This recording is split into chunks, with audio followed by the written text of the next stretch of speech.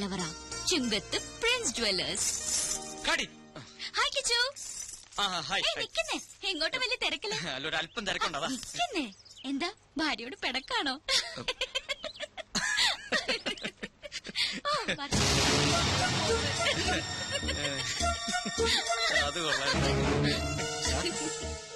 ഡൽഹിന്ന് fax വന്നിട്ടുണ്ട്. 7 സീസിന്റെ contract confirm ആക്കിന്ന്. അതൊന്നും പറഞ്ഞ പറ്റില്ല. എങ്ങനെയാലും അത് ശരിയാണ്. സാറ് വേറെ എവിടെയോ ആണല്ലോ. വർമാജി, പണവും നേരവും പാഴാവുന്നതല്ലാതെ ഒരിക്കലും ഇവളൊന്ന് പിടിതരുന്നില്ലല്ലോ. അത് ആ പെങ്കൊച്ചിന്റെ കുഴപ്പം കൊണ്ടൊന്നല്ല. പിന്നെ അന്നപൂർണേശ്വരി ശാപം കിട്ടിയ ഒരു മുനിയുടെ കഥയുണ്ട്. ഇഷ്ടഭക്ഷണങ്ങളെല്ലാം മുന്നിലെത്തും, പക്ഷെ ഭക്ഷിക്കാനുള്ള യോഗമില്ല. ഇങ്ങനെ തൊടാതെ ഇങ്ങനെ തൊട്ടാ മതി. കാര്യം എന്നാ അങ്ങനെ തൊടാം. രാവിലെ ഷൂട്ടിങ്ങിനായി കൊച്ചിങ് വരും. അപ്പൊ സാറ് തിരക്കില്. സാറ് ഫ്രീ ആവുമ്പോ കൊച്ചു ഹോസ്റ്റലിലെത്തും. പിന്നെങ്ങനെ? തെളിച്ചു പറ. ഞാനൊരു പ്ലാൻ പറയട്ടെ. ഒരു ഔട്ട്ഡോർ ഷൂട്ടിംഗ് പ്ലാൻ ചെയ്തൂടെ?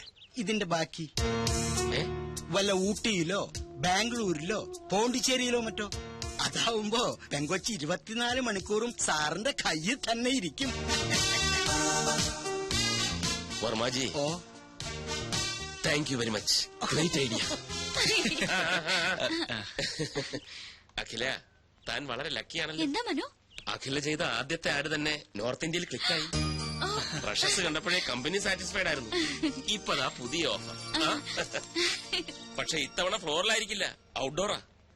പോണ്ടിച്ചേരിയാ കമ്പനിക്ക് താല്പര്യം. ഞാൻ ഓക്കെ പറഞ്ഞു. നാളെ തന്നെ പുറപ്പെടണം. അല്ല, ഇത്ര പെട്ടെന്ന് പോണോന്ന് പറഞ്ഞാല് പിന്നെ ഞാനും അത് ചോദിച്ചു. പക്ഷെ ഇമ്മീഡിയറ്റ് റിലീസ് വേണമെന്നാണ് കമ്പനി പറയുന്നത്. അല്ല, എന്നാലും ഇയാളെല്ലാം പോയി അറേഞ്ച് ചെയ്തേ. പോയെ. രോഗി ഇച്ഛിച്ചതും പാല്, വൈദ്യൻ കൽപ്പിച്ചതും പാല്. അതുപോലായി ഇപ്പൊ അല്ലേ? മനസ്സിലായില്ല. ഒഴിവ് കിട്ടുമ്പോ അഖിലയും കൂട്ടി ഒരു ട്രിപ്പ് അടിക്കാമെന്ന് 2-3 ദിവസമായി ഞാനും ആലോചിക്കായിരുന്നു.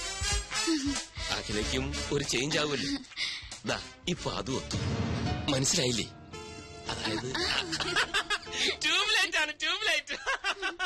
നിനക്കിത് എന്തിന്റെ സൂക്കേടാക്കിച്ചു?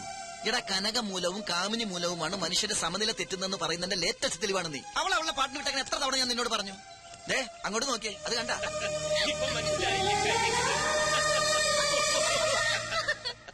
ആ സന്തോഷം നിനക്ക് കൊടുക്കാൻ പറ്റുമോ? പറ്റില്ല. എന്തുകൊണ്ട്? നിന്റെ കയ്യിൽ പണമില്ല. അവക്ക് വേണ്ടത് പ്രേമമല്ല, പണമാണ്. അതിന്റെ തെളിവാണ് ആ കാണുന്ന ചിരി. എടാ, നിനക്കറിയില്ല എന്തിനാ പെട്ടെന്ന് ഇങ്ങനെ ഒരു പോണ്ടിച്ചേരി ട്രിപ്പ് പ്ലാൻ ചെയ്തത്? എടാ, കുമ്പളം നടന്നത് കുരുവെടുക്കാനല്ലോ. പക്ഷെ നമുക്കെന്ത് ചെയ്യാൻ പറ്റും? നമ്മളൊക്കെ വെറും കോമാളികളാ, സർക്കസ് കൂടാരത്തിലെ ജോക്കർ. എടാ, പൂജ്യത്തിന് സ്വന്തമായിട്ട് വിലയില്ല. അത് 1-നോടോ 10-നോടോ 100-നോടോ ചേരുമ്പോ അത് 10ആയും 100ആയും 1000ആയിട്ടൊക്കെ മാറും. അതുപോലെ നമ്മളൊക്കെ വെറും വട്ട പൂജ്യം, വെറും വട്ട പൂജ്യം. അവന്മാര് പറയുന്നൊന്നും കാര്യമാക്കണ്ട. ഇനി 2 ദിവസത്തെ ഷൂട്ടിംഗ് അല്ലേ ഉള്ളൂ റജി. ഫിഷ് ഫ്രൈ ഒന്നും കൊടുക്കണ്ട, ഫിഷ് കറി കൊടുത്താൽ മതി.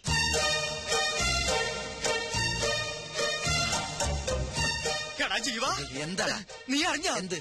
ഔട്ട്ഡോർ ഷൂട്ടിങ്ങിനായിട്ട് മനസ്സാറ് പോണ്ടിച്ചേരിക്ക് പോകണു. അതെ, പോണ്ടിച്ചേരിക്ക് പോകുന്നു. ഒപ്പം കുറെ മോഡൽസ് ഉണ്ട്. ഇതും പറഞ്ഞതല്ലേ, നിനക്കെന്താ വട്ടായ?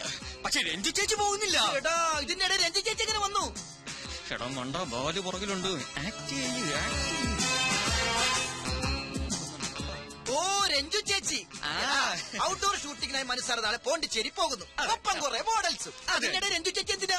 എടാ ജീവ, എന്നാലും മനസ്സാറ് മോഡൽസ് മാത്രം രഞ്ജു ചേച്ചി എങ്ങനെ പറഞ്ഞു? അതൊക്കെ മനസ്സാന്റെ പേഴ്സണൽ കാര്യങ്ങളല്ലേ. ആ ട്രിക്ക് രഞ്ജു ചേച്ചി അറിയാതിരിക്കുന്നല്ലേ നല്ലത്. പോണ്ടിച്ചേരിയിലോ കോയമ്പത്തൂരിലോ എവിടെയാണെങ്കിലും പോട്ടെ. കോയമ്പത്തൂരല്ല, പോണ്ടിച്ചേരി. പോണ്ടിച്ചേരി എന്ന് പറയുമ്പോ പോണ്ടിച്ചേരിയിലേക്ക് പോകുമ്പോ അയാൾ പോയി പോട്ടെ. കേട്ട് കാണൂല്ലേ? കേട്ട് കാണും. അപ്പൊ ഇനി കഥ മാറും, ക്ലൈമാക്സും മാറും. നീ എന്താടാ എന്നെ വിളിച്ചത്? ജോക്കർ അല്ലേ?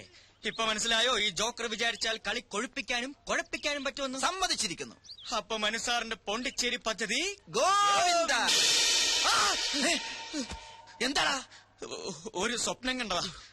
എടാ, ഇത് പോണ്ടിച്ചേരിയാണ്. ടെൻഷനൊക്കെ മാറ്റിവെച്ച് ഒന്ന് ഉല്ലസിക്കാനാണ് നമ്മൾ ഇവിടെ വന്നത്. അതിന്റെ ഇടയിലെ നട്ടുച്ചക്കൊരു സ്വപ്നം കാണല്. ഞാനും കണ്ടു സുന്ദരമായ ഒരു സ്വപ്നം. പോണ്ടിച്ചേരി ബീച്ചിലെ അഗാധമായ കടൽപ്പരപ്പിൽ ഒരു സ്വർണ്ണ നൗകയിൽ ഞാനും ഒരു ഫ്രഞ്ച് മദാമ്മയും മാത്രം.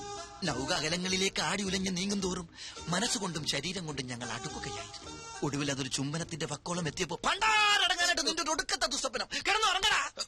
ഞാൻ ബാക്കി കാണട്ടെ. പകൽക്കിനാവ് ഫലിക്കുമെന്നാ. എടാ, മനസ്സാറും അഖില എപ്പോഴേ എത്തി. മുറി കയറി കഥ കൂടച്ച്. ഒരു മുറിയിലോ? 2 മുറിയില്. അത് പുറത്തുനിന്ന് നോക്കിയാല്. അകത്താണെങ്കിലോ രാത്രി കൂടുവിട്ട് കൂടുമാറാൻ ഇടയ്ക്കൊരു മരവാതിൽ മാത്രം. മരവാതിലോ എന്ന് വെച്ചാ? ആശാരിമാര് മരം കൊണ്ട് പണിയുന്ന വാതിലിനാണ് മരവാതിൽ എന്ന് പറയുന്നത്. എടാ മനസ്സാറിന് അകലെ കാണാൻ പുറത്തിറങ്ങണ്ട, അകത്തൂടി തന്നെ ഒരു പൊനാങ്കി വാതിലുണ്ടെന്ന് അർത്ഥം. അല്ല, ഈ വാതിലില്ലാത്ത ഞാൻ ആ സ്വപ്നം ഒന്ന് ഫിനിഷ് ചെയ്തോട്ടെ പ്ലീസ്.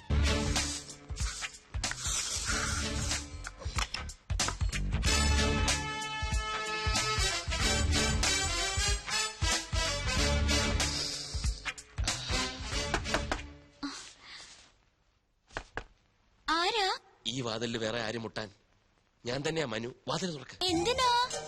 ഇതെന്ത് ചോദ്യം? നമുക്കിടയിൽ എന്തിനാ ഒരു മറ? നമുക്കെന്തെങ്കിലും സംസാരിച്ചിരിക്കാം. തുറക്ക് തുറക്ക് തുറക്ക്. എനിക്ക് ഉറക്കം വരുന്നു മനു, ഞാൻ കിടന്നു കഴിഞ്ഞതാ. നമുക്ക് നാളെ സംസാരിക്കാം. അപ്പൊ അതൊന്നും പറഞ്ഞാൽ പറ്റത്തില്ല. നാളത്തെ ഷൂട്ടിങ്ങിന്റെ കാര്യം പറയാനാ. ഉറക്കമൊക്കെ ഞാൻ മാറ്റിത്തരാം. ദേ ഞാൻ 10 വരെ എണ്ണും. അതിനു മുമ്പ് തുറന്നിരിക്കണം. ദേ ഞാൻ എണ്ണാൻ തുടങ്ങുന്നു. 1 2 3 4 5 6 7 അതിലേ വന്ന കൊച്ചു കള്ളി.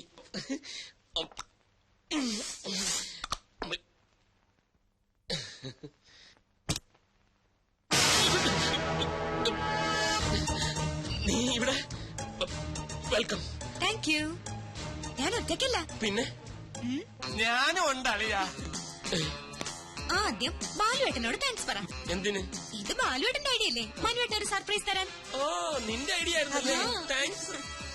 പെട്ടെന്നുള്ള പ്ലാനിങ് ആയതുകൊണ്ടല്ലേ അളിയനെ രഞ്ജുവിനെ അറിയിക്കാൻ പറ്റാത്തത്. അതുകൊണ്ട് ഞാനൊന്ന് ഹെൽപ്പ് ചെയ്യാന്ന് വെച്ചു. ഏതായാലും ഹെൽപ്പ് വളരെ നന്നായി.